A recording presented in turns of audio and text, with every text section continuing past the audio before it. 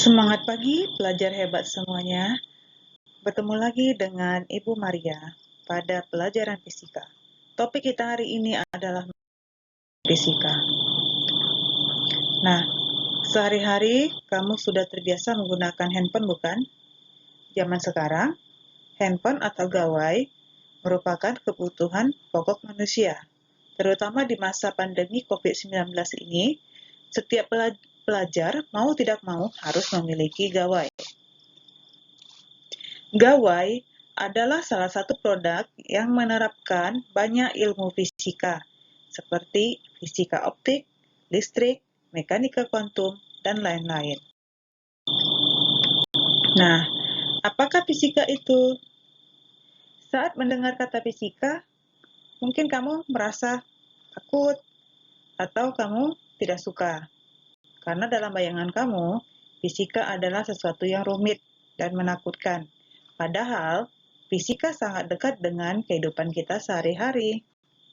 Saat ini, kehidupan kita banyak dipermudah karena berkembangnya ilmu fisika, sehingga menghasilkan produk atau teknologi yang sangat penting, misalnya GPS, gawai, komputer, dan lain-lain.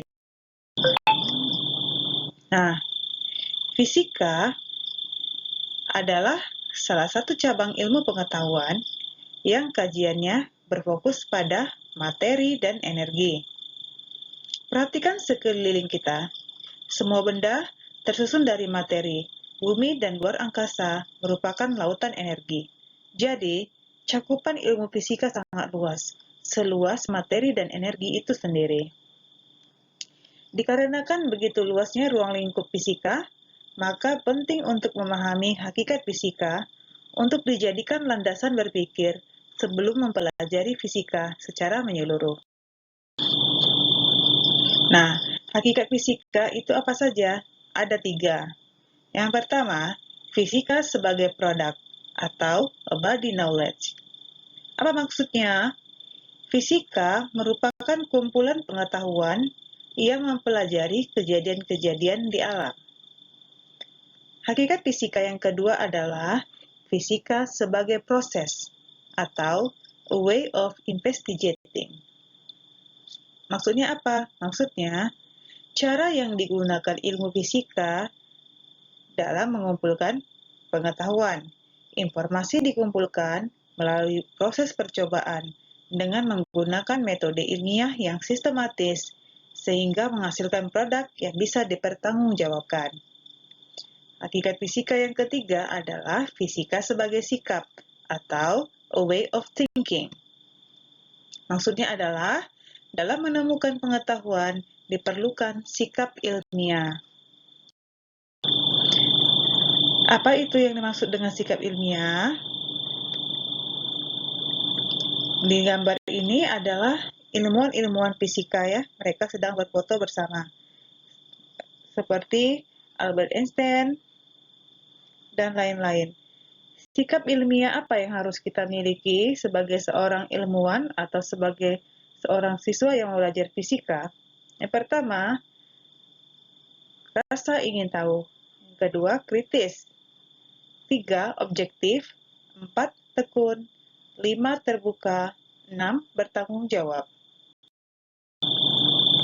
Nah, berikutnya kita akan lihat bagaimana sih perkembangan ilmu fisika itu dari zaman ke zaman. Perkembangan ilmu fisika dibagi beberapa periode. Periode yang pertama yaitu periode sebelum Masehi. Ilmuwan yang terkemuka di periode ini antara lain Demokritos, Aristoteles, Archimedes, dan lain-lain. Ya, pada masa ini perkembangan fisika antara lain teori pertama tentang atom lahir. Kemudian teori dan pengamatan gerak benda-benda langit. Kemudian di zaman itu juga telah ditemukan penanggalan kalender Mesir 1 tahun sama dengan 365 hari. Penemuan hukum Archimedes, serta telah diketahui bahwa matahari adalah pusat tata surya. Periode yang kedua itu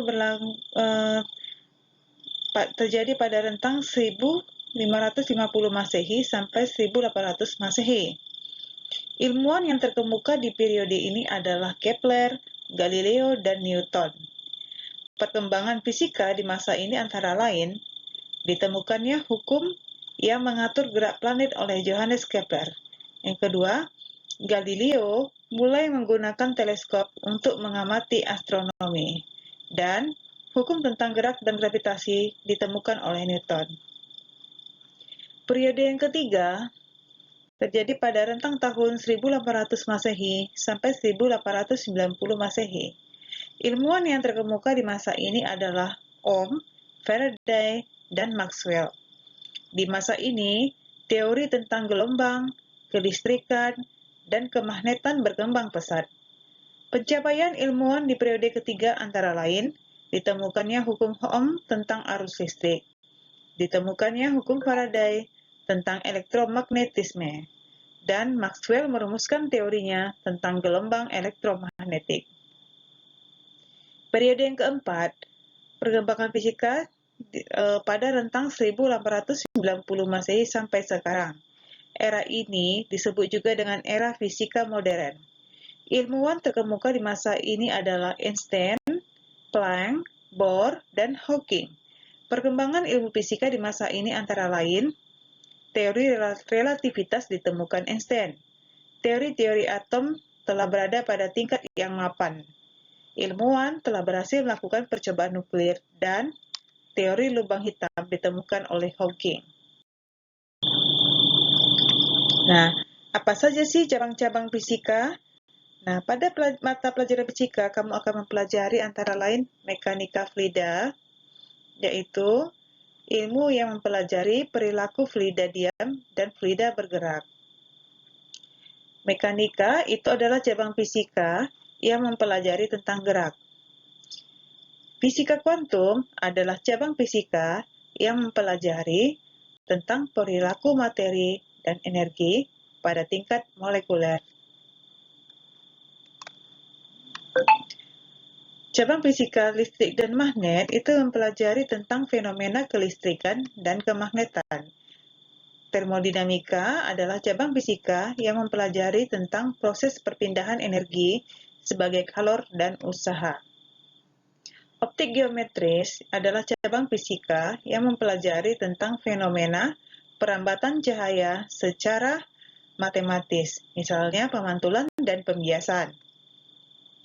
Fisika radiasi itu adalah cabang fisika yang mempelajari tentang radioaktivitas, serta banyak lagi cabang-cabang fisika lainnya.